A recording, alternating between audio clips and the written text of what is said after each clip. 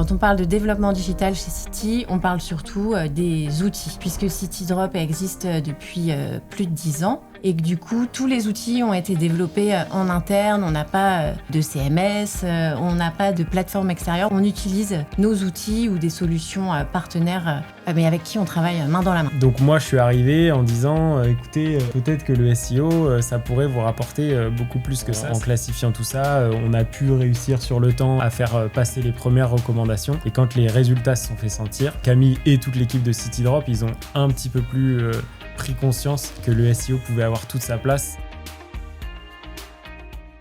Hello, bienvenue sur Etox, c'est un podcast qu'on fait déjà maintenant depuis plus d'1 an. Je suis hyper content de vous avoir, Camille, Lucas. Aujourd'hui, on a un format un peu spécial qu'on teste pour la première fois en ayant le client et le consultant. On va discuter ensemble de problématiques sur est-ce que le SEO chez CityDrop a été directement implémenté dans vos process, est-ce que ça faisait partie de la culture d'entreprise, et on va voir aussi comment, Lucas, toi, tu as réussi à... Parce qu'on va se découvrir que le SEO n'était pas forcément au cœur de la stratégie dès le départ, et en tout cas pas dans ton métier primaire, Camille, mais tu me corrigeras si je me trompe. Et on va voir comment tout ça s'est orchestré pour finalement devenir un canal d'acquisition assez important. Mais avant tout, on va se présenter. Camille, je te laisse te présenter et nous présenter un peu ce que fait CityDrop pour ceux qui ne vous connaisseraient pas. Merci Emmanuel. Oui, donc je suis Camille, je suis arrivée chez CityDrop il y a 3 ans. Je suis responsable du développement digital. Et c'est vrai que par développement digital, vous, en tant qu'agence, vous pensez tout de suite à l'acquisition. Mais c'est vrai qu'en fait, mon métier est plus dans le développement des outils, puisque CityDrop est une agence de location de camions utilitaires, mais sans agence.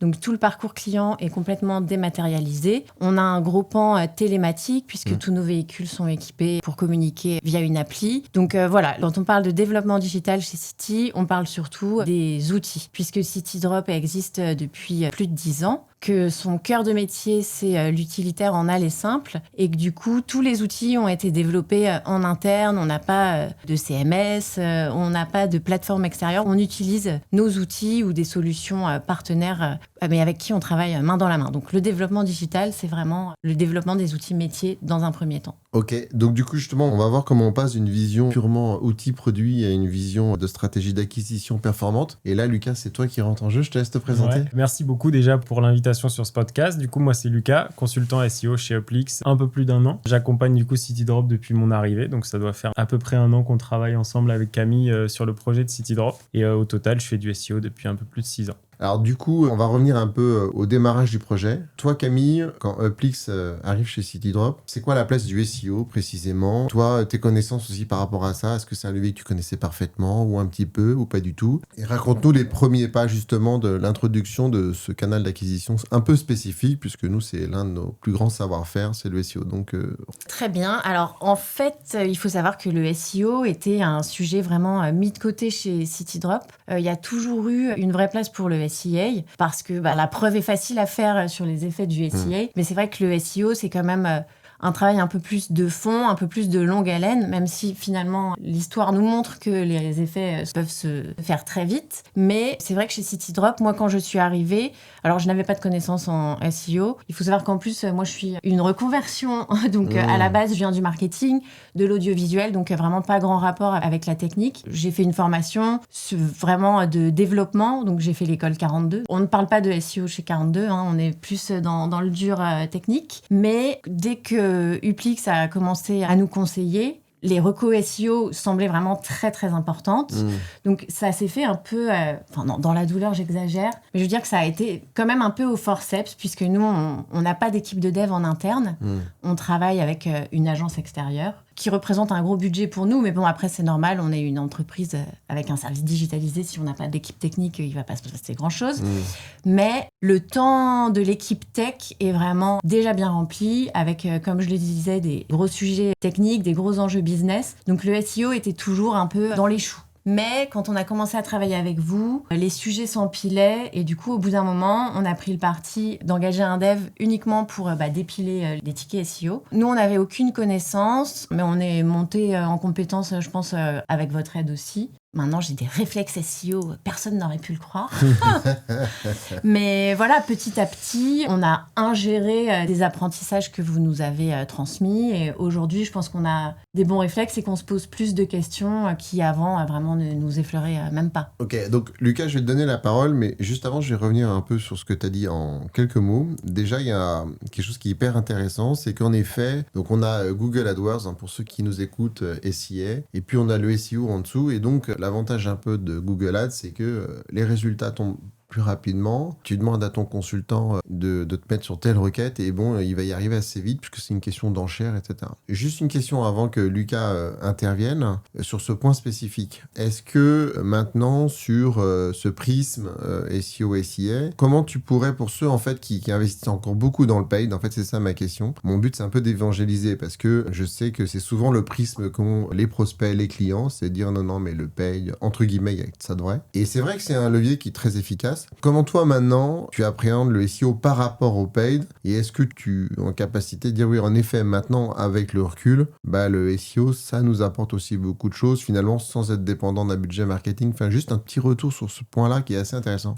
En fait j'aime bien les métaphores, mais alors elle va peut-être être un peu tirée par les cheveux, mais faire que du SEA et pas du tout de SEO, c'est un peu s'acheter des très belles chaussures pour aller courir, mais on ne fait pas très bien ses lacets. C'est un peu dommage. Et puis surtout, il y a des petits éléments qui sont pas très compliqués à mettre en place, même si quand on n'en fait pas du tout, au démarrage, ça paraît être une montagne parce qu'il y a beaucoup de petits sujets, les URL à retoucher, les balises dans tous les sens. Enfin, voilà, ça paraît plein d'éléments à changer, mais au final, c'est quand même très payant. Et puis, je pense que le plus tôt on prend les sujets en main et le mieux on se porte. Là, par exemple, on lance une nouvelle offre avec CityDrop. On va lancer la location de minibus. Et là, on travaille en amont le lancement de l'offre pour tout l'aspect SEO avec Lucas. Forcément, moi, je suis convaincue que le lancement va être beaucoup plus payant que des lancements qu'on a pu faire dans le passé. Parce qu'on a construit l'offre en pensant au SEO. Lucas, à toi maintenant. Moi, je veux bien avoir ton prisme, justement, du consultant qui n'arrive pas en terrain conquis, pas forcément avec en face de lui un autre consultant SEO, par exemple. Toi, je veux bien savoir comment tu l'as appréhendé. Est-ce qu'il y a un moment où tu t'es dit, mais on n'y arrivera jamais, il y a trop de devs qui sont prévus, moi, je passe toujours en dernier. Et est-ce que tu peux nous donner aussi, pour les consultants qui nous écoutent, peut-être des petites astuces, des choses qui feraient que tu as réussi quand même à obtenir gain de cause et à prêcher pour ta paroisse? Alors, la plus grosse contrainte, quand j'ai repris le projet, c'était vraiment ces tickets dev, dans le sens où la priorité, elle était aux outils internes, donc le module de réservation. Donc, en fait, on avait eu beau faire des recos, et en fait, ça mettait du temps à être mis en place. Et il y avait aussi l'histoire du SIA. En fait, le SIA, c'était quand même leur canal d'acquisition principal. C'était ce qui rapportait directement le plus de chiffre d'affaires. Donc, c'est là où ils avaient une meilleure source de rentabilité. Donc, moi, je suis arrivé en disant, écoutez, peut-être que le SEO, ça pourrait vous rapporter beaucoup plus que ça si on faisait les choses un petit peu plus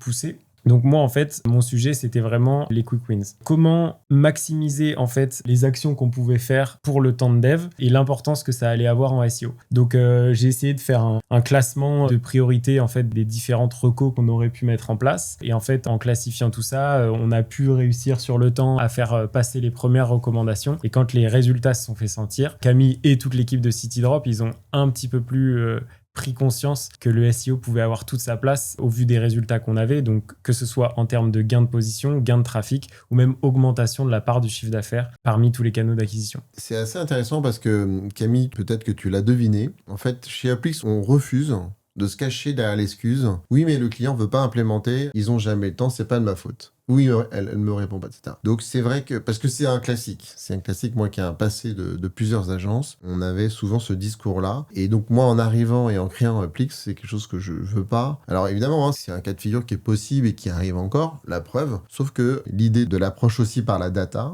par les quick wins, fait qu'on arrive à évangéliser. Et donc l'objectif, c'est, il me semble, si je dis pas de bêtises, Lucas, que était aussi capable de mettre un peu les mains dans le cambouis, d'avoir accès un peu au blog. T'aurais pu me dire, bah non, mais moi j'ai pas envie de changer ça à la main, mon métier c'est pas de paramétrer WordPress, mais c'est pas dans notre ADN. L'ADN aussi c'est de prouver en disant, écoute Camille, c'est peut-être pas non plus tes priorités, et je l'entends, de modifier le WordPress pour modifier le balise title et méta description, je comprends. Et moi, en tant que prestat, je veux te simplifier la vie. Je veux que tu te concentres sur tes zones de créneaux brillants, sur les choses sur lesquelles tes patrons t'attendent. Et donc, c'est la raison pour laquelle on peut prendre la main et on peut aller de la stratégie à l'exécution. Ça, c'est quelque chose que tu as peut-être un peu touché du doigt sur ce projet. En fait, à un moment donné, il faut avancer et il faut pouvoir montrer aux clients que ce qu'on fait, ça a un vrai impact. Et quoi de mieux que mettre en place les recommandations qu'on fait aux clients. Donc là, le sujet, c'était de créer du coup un sous-domaine. Je vais me faire taper sur les doigts par les SEO qui vont nous regarder parce que c'est pas forcément le best practice de faire un blog sur un sous-domaine, notamment pour le jus, mais dans un sens, il fallait avancer et c'était pour nous la meilleure façon de pouvoir avancer sur les sujets informationnels, là où on va capter une audience qui ne nous connaît pas encore ou qui n'a pas encore réfléchi à quelle marque avec laquelle il allait louer son utilitaire. Donc effectivement, on a fait ce sous-domaine sous WordPress et en fait, ça m'a permis de mettre les mains dans le cambouis, de créer des landings, faire les articles de blog, créer un écosystème informationnel autour de la location d'utilitaires. Et malgré tout, tu as fait un bon choix en prenant un sous-domaine plutôt qu'un nouveau domaine qui, lui, serait parti de beaucoup plus loin, alors que le sous-domaine va récupérer un peu de jus en SEO. Donc ça, c'est intéressant. Donc du coup, cas de figure hyper intéressant. J'ai la sensation qu'au bout d'un moment, finalement, le côté très sémantique, très SEO est devenu quelque chose de pragmatique et aussi un peu concret. Est-ce que tu as le souvenir des premières preuves sur le côté tangible? Qu'est-ce qui a fait que tu as amené ça et ça a apporté une réponse? Alors, Camille ou Lucas, voilà, c'est quoi les premières choses qui t'ont permis de dire, regardez, là on commence à y être, vous voyez, ça fonctionne quoi. Est-ce que c'est du ranking? Est-ce que c'est du trafic? Est-ce que c'est de la conversion? C'était quoi? Je pense que c'était un peu un mélange des trois. Dans un sens, on a gagné des positions, des belles positions sur des mots-clés stratégiques, type location utilitaire aller simple, qui est vraiment le cœur de métier de CityDrop. Donc quand on a réussi à atteindre la première page, puis après des belles positions comme un top 5 ou un top 4, même parfois, ça c'est positif. On voit la courbe de trafic qui augmente. Donc on se dit que en fait, l'image de marque se développe et aussi la part du chiffre d'affaires en fait, qui se développe, mine de rien. Quand on voit mois après mois que le SEO dans Google Analytics, il prend un pourcentage un peu plus important chaque mois qui passe, c'est positif. Ok. Et toi Camille, de l'intérieur, côté client, comment tu l'as vécu? Qu'est-ce qui s'est passé? Est-ce que c'est toi qu'il fallait convaincre? Est-ce que c'était plutôt tes boss finalement? Comment ça s'est passé? Alors, je pense déjà qu'il faut bien avoir conscience qu'au début, moi, ma collaboration avec Uplix, c'était une chose en plus de mon quotidien. Mais finalement, je pense qu'il y a aussi quelque chose qui tient à l'humain, c'est que les différents consultants Uplix qu'on a eus ont une approche vraiment très didactique, ce qui fait qu'ils ne nous imposent pas des idées, mais je trouve que vous avez le talent de nous faire comprendre l'enjeu, ce qui fait qu'on intériorise aussi les bonnes pratiques. Donc, au-delà d'avoir la preuve des effets du SEO, c'est qu'on a aussi des espèces de réflexes qui se développent et que du coup, grâce à ce travail, vous êtes des consultants, mais c'est vrai que vous apportez votre connaissance qui du coup revient à nous améliorer. Monter en compétence, ouais. Toi, t'as eu la sensation d'apprendre et ça t'a intéressé. Oui, j'ai tout à fait la sensation d'apprendre, mais encore une fois, c'est qu'au milieu de toutes les tâches techniques, quand on a compris un peu en quoi consiste le SEO, c'est plus facile d'y intégrer des petits sujets SEO, quoi.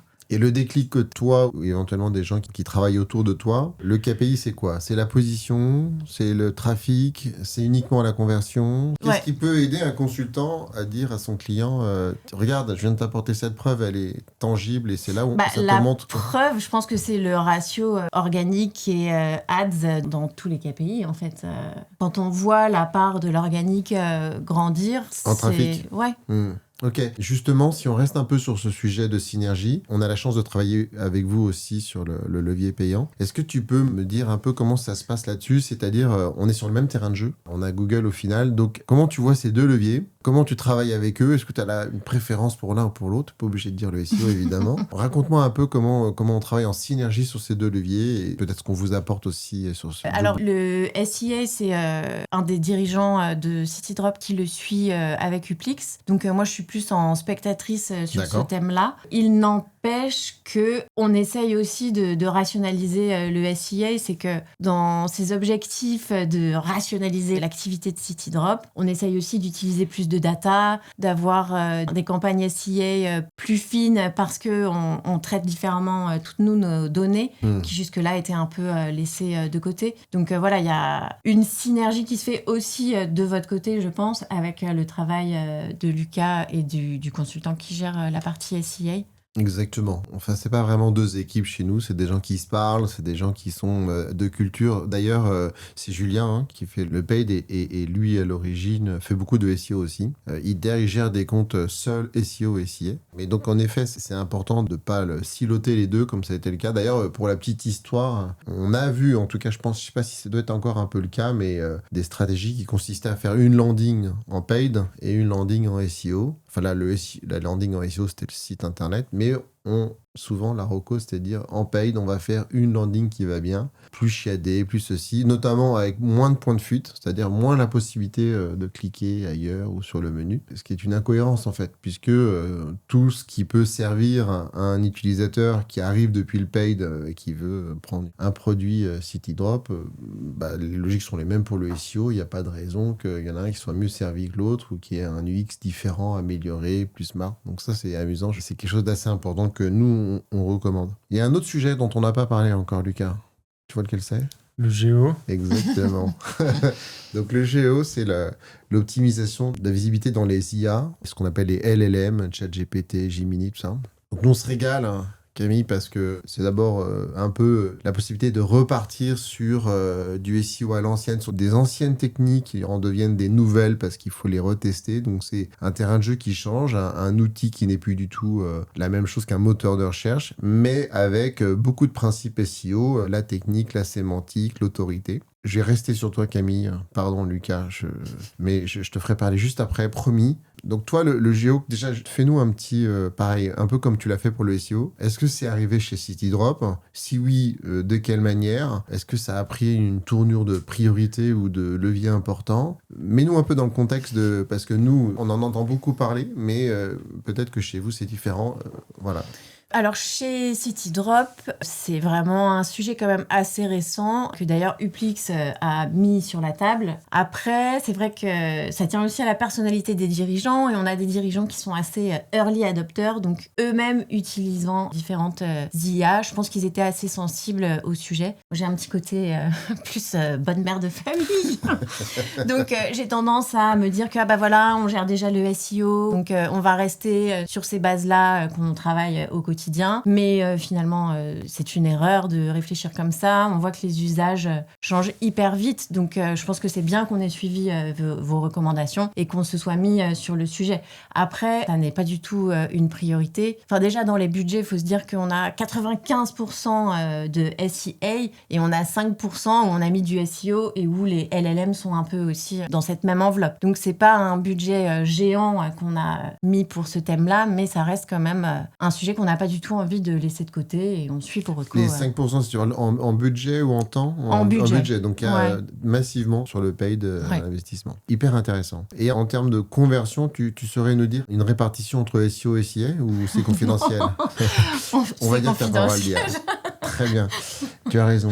Lucas, moi je veux bien aussi ton point de vue. Donc toi tu l'as vécu un peu en tant que technicien, donc tu connais la puissance des deux. Alors sois tout à fait honnête et transparent sur ta vision des choses et sur le fait de dire il faut y aller ou il faut pas y aller. Donc je pense que tu es comme moi, ça t'intéresse parce que c'est un peu nouveau et la nouveauté c'est toujours smart. Mais voilà, comment tu as appréhendé déjà le géo d'une manière générale pour parler à tous les consultants qui nous écoutent et puis après peut-être un peu spécifiquement dans CityDrop, comment tu l'as abordé ? Le géo, pour moi, c'est encore trop récent pour tirer des conclusions comme ce qu'on a pu faire avec le SEO qui est présent depuis plusieurs vingtaines d'années. Donc effectivement, comme l'a dit Camille, les usages changent. Maintenant, je pense pas, et on l'a vu par de nombreuses données qui ont été communiquées, la majorité du trafic se fait encore via Google, même si beaucoup de gens recherchent via les LLM. Petit à petit, ça va prendre une part importante, mais aujourd'hui, la majorité des requêtes et la majorité des transactions finales se font via un moteur de recherche comme Google ou autre. Je pense que c'est un nouveau canal d'acquisition pour de la visibilité, mais on n'est pas encore à dire qu'on peut manipuler les algorithmes des LLM. Ça, je pense que c'est pas vrai.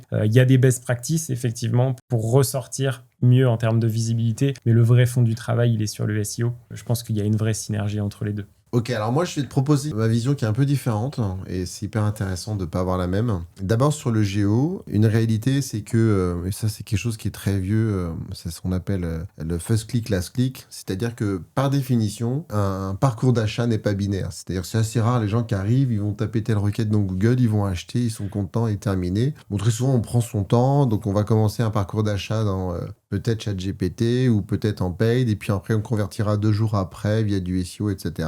Donc quand on convertit via le SEO, on dit ouais, c'est nous. Mais en réalité, c'est peut-être le paid qui a fait la première passe décisive. Donc ça, c'est un premier niveau, c'est que je pense que y a une minorité silencieuse sur ces LLM et beaucoup de gens préparent un peu peut-être des déménagements, des ce qu'ils ont à faire demain pour louer un bus. Et après, en effet, ils vont peut-être passer sur Google, donc on va avoir l'impression que c'est Google le premier canal d'acquisition. D'ailleurs, Bing là vient de mettre en place sur sa Webmaster Search Console, l'équivalent de la Search Console de Google, une vision purement LLM qui va être intéressante à travailler. Donc ça, je pense que c'est un premier... c'est vrai que nous, on a tendance à promouvoir pas mal le géo chez nos clients parce qu'on pense quand même que c'est un nouveau terrain de jeu qui va prendre de plus en plus d'ampleur. Et ça, c'est un premier point. Et le deuxième point qui est assez intéressant, alors là où tu as raison, c'est qu'un LLM va répondre soit de 2 façons, en fait. Il n'y en a pas 3, il n'y en a pas 4. La première, c'est soit il va répondre sur ses données d'entraînement. Et donc, les données d'entraînement, là, je te donne 100% raison, elles ont un début et une fin, et elles ne sont pas manipulables. Donc, il s'est entraîné sur le web essentiellement. En réalité, ils se sont entraînés sur beaucoup plus de données, sur YouTube, etc.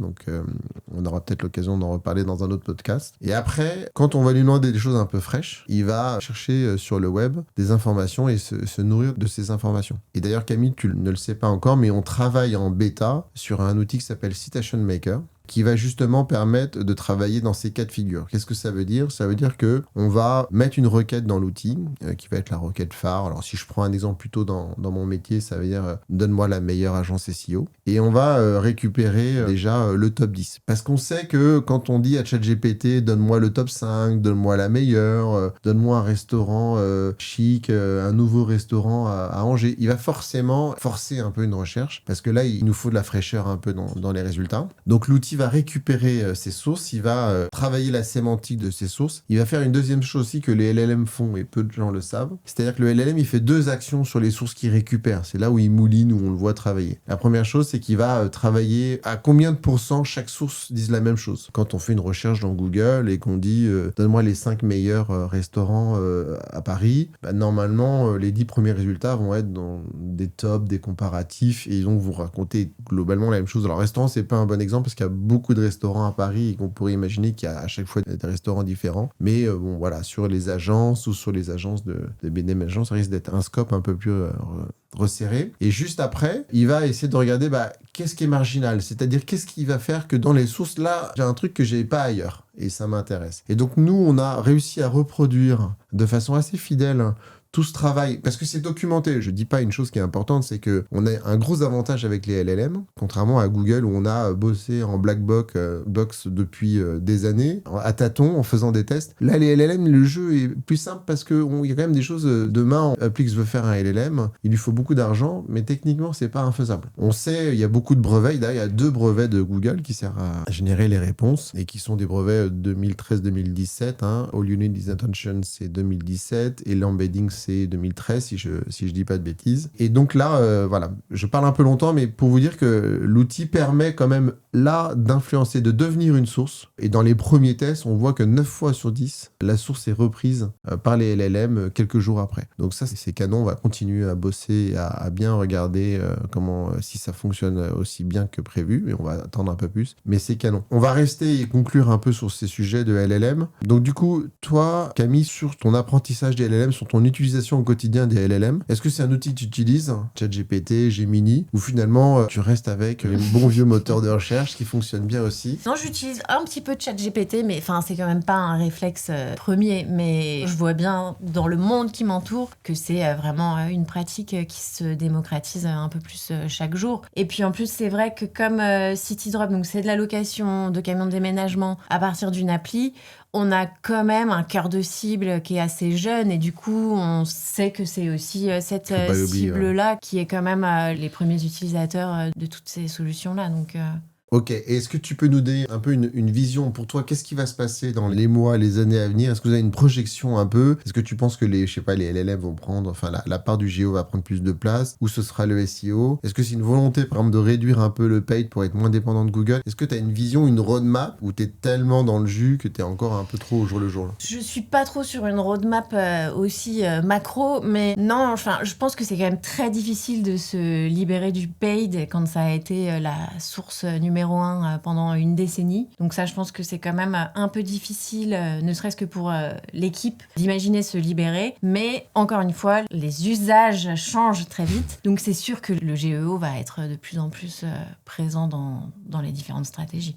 Canon. Et Lucas, est-ce que pour ton mot de la fin, tu peux nous donner peut-être un peu des conseils pour ceux qui nous écoutent? Alors, tu peux être aussi cross-client, mais pour toi, les bons réflexes pour débloquer des situations qui sont peut-être compliquées parce que ça n'avance pas comme tu voudrais, parce que tu galères en termes de résultats. Est-ce que toi, tes meilleurs conseils que tu peux donner pour débloquer des situations, qu'est-ce que ce serait par exemple? C'est une bonne question. C'est pas facile. Hein. Moi, je pense que ce que j'ai essayé de faire avec Camille, c'était de lui partager ma vision du SEO. Je pense que c'est important de la partager, alors que ce soit avec CityDrop ou même avec d'autres clients, si on s'adresse à d'autres consultants. En fait, le SEO, avant de juste mettre en place des recommandations ou de faire des optimisations, c'est surtout comprendre la vision du SEO. En fait, le SEO, enfin pour moi en tout cas, et c'est ce que j'ai appris pendant toute mon évolution, c'est que le SEO, en fait, c'est une façon de penser. Et à partir du moment où on communique cette façon de penser avec son client, on se retrouve à avoir un client beaucoup plus réceptif. Ça permet de débloquer certains sujets ou même, là, je vais prendre l'exemple de CityDrop pour la mise en ligne d'une nouvelle offre. En fait, Camille, elle a tout de suite pensé SEO first. OK, quelle page on met en place, dans quelle catégorie on les met, comment on définit les slugs, le maillage interne, comment il sera géré, comment on redirige, etc. Donc, je pense que c'est ça qui a vraiment aidé. Enfin, en tout cas, sur l'année, là où on a vraiment le plus progressé, c'était sur cette vision du SEO, là où elle n'était pas trop présente avant. Et après, du coup, la priorisation, moi, ça, j'en ai parlé un petit peu au début, mais du coup, vraiment, une fois qu'on a inculqué notre vision SEO, on essaie de prioriser les éléments, donc faire... Et l'aspect un peu main dans le cambouis, peut-être. Ouais, alors après, ça marche pas. Moi, je me mets un peu à la place d'un client. Je me dis, si mon consultant Lucas, je sais qu'il va être là pour que, sur ce qui peut me faire gagner du temps, sur des petites implémentations, il est là et il me dit pas, non, c'est pas digne de... C'est sûr que pour le client, c'est ultra rassurant de savoir qu'en fait, on a un consultant qui sait ce qu'il fait et en fait, il peut mettre en place ce qu'il dit et il n'est pas juste là pour dire vous devriez faire ci, vous devriez faire ça. Non, en fait, je vous dis que vous devriez faire ça, je le fais, ça marche et en fait, on continue à faire encore mieux et ça se développe et ça se développe. Donc ouais, je pense que c'est rassurant pour tout le monde d'avoir un consultant qui peut aller au bout de ce qu'il dit. Camille, tu valides ? Oui, un consultant qui produit, effectivement. C'est vrai que c'est un vrai plus de voir qu'il se passe des choses et que tu suis ce que tu fais, que tu es capable du coup de nous montrer des résultats sans effectivement ce qu'on est, nous, à solliciter notre équipe technique et compagnie. Donc c'est sûr que ça a débloqué des sujets et que ça nous a vraiment fait cliquer sur l'importance du SEO. Bon, merci beaucoup. Tu voulais dire quelque chose? Dernière petite parenthèse, en fait, je voulais faire le lien avec là ce qu'on dit sur les mains dans le cambouis du consultant. Ça a aussi eu son rôle dans le SIA. En fait, on échange régulièrement avec Julien, du coup, qui est le consultant SEA de CityDrop. Et en fait, quand on travaille nos synergies, donc lui, il travaille de manière très locale. Donc en fait, il a des landing pages qui sont dédiées à location utilitaire plus ville. Et donc du coup, tout son intérêt, c'est de faire baisser le prix de ses enchères. Donc il y a plein de paramètres pour faire baisser le prix de ses enchères, mais il y a notamment le score de qualité. Et en fait, le score de qualité, il s'améliore en changeant les landings. En faisant du SEO aussi. En faisant du SEO, voilà. Et donc, le fait de pouvoir mettre les mains dans le cambouis, c'est OK, Julien, tu as besoin d'améliorer ton score de qualité, je vais te faire une page qui est tip-top en SEO. Et en fait, elle ira très bien en SEA, ça va faire baisser ton CPC et puis tout le monde sera content. Très bon tips. Voilà. Merci. Canon, merci pour tous ces partages. Merci pour votre temps. Moi, je me suis régalé. Écoutez, le mot de la fin, c'est très fier de travailler pour CityDrop, très fier de travailler avec toi, Lucas. Moi, je suis content quand on atteint les objectifs et on travaille dur pour que ce soit le cas sur un maximum de projets. Et j'espère qu'on se retrouvera dans peut-être 1 an pour refaire un petit bilan et voir si on est monté encore d'une marche. L'évolution de CityDrop. Exactement. Et je vous dis à très vite. Merci à vous deux. Merci. Emmanuel.